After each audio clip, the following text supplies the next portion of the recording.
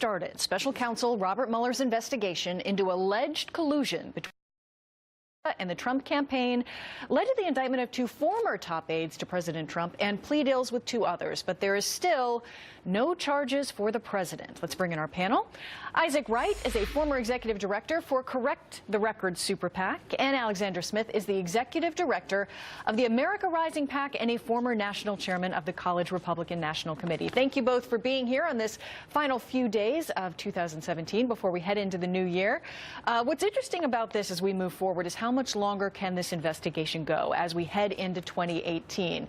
What are your thoughts on that, Alexander? Do you think we're drawing anywhere close to an end, or could we potentially see more charges? And is the president or his inner circle, perhaps family members or anyone in his campaign, at risk? Well, look, I think it's important that the investigation continues because we should know as Americans about the hostile states that are looking to influence our election. That being said, I don't think that this is an issue that's unique to the Trump campaign necessarily. For example, the Senate Intelligence Committee is looking into whether or not Jill Stein, the Green Party candidate, was colluding with the Russians. So, this is certainly, I think, a problem for the country, one that the special prosecutor is investigating. I think it's also worth noting that the reason why we know about most of the stuff that we know about with respect to the investigation is because not only did the executive branch appoint a special prosecutor, but also the Republican-led committees in the House and the Senate have permitted hearings and have permitted, different statements to be taken that we wouldn't otherwise know about. It's really difficult to think about, Senate Democrats and House Democrats doing the same under a President Hillary Clinton presidency. And you bring up a great point there. This is really broad as far as the number of people that are looking into all of this in Congress and the House and, of course, the Mueller investigation. Isaac, your thoughts on what we might see in the new year and if the president or his circle are at risk? Well, obviously, the circle's at risk. 4 indictments have already been handed down, 2 of which were of Trump's innermost circle. The man who managed Trump's campaign has been charged, amongst other things, conspiracy against the United States. I think that's the first time in American history a presidential campaign manager has been charged with conspiracy against the United States. Not to mention his national security advisor at the White House.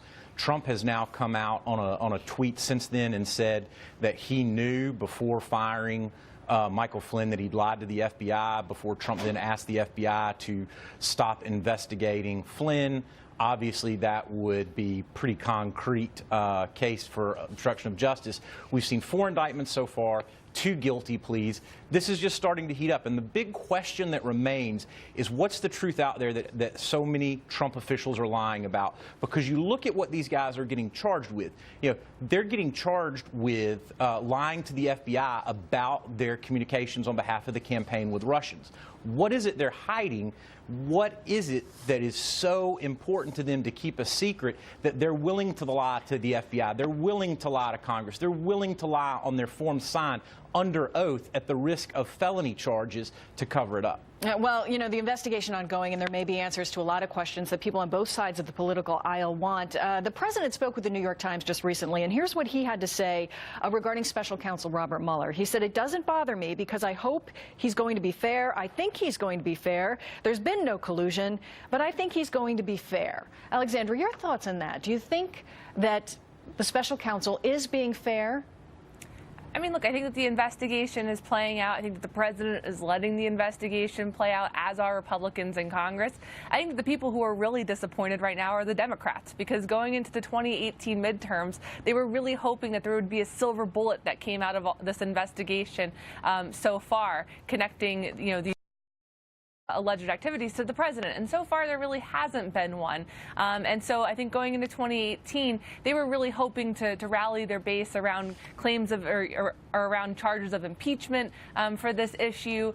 They were really hoping that this would be a smokescreen for the fact that they still don't have a unified economic message, that they still can't get on the same page when it comes to polarizing topics like single-payer health care. And so I think that going into 2018, they're going to find themselves scrambling for a unified message that doesn't involve involve this investigation. Shame on any Republican. Shame on any Republican who tries to make this a partisan issue. This is about our national security.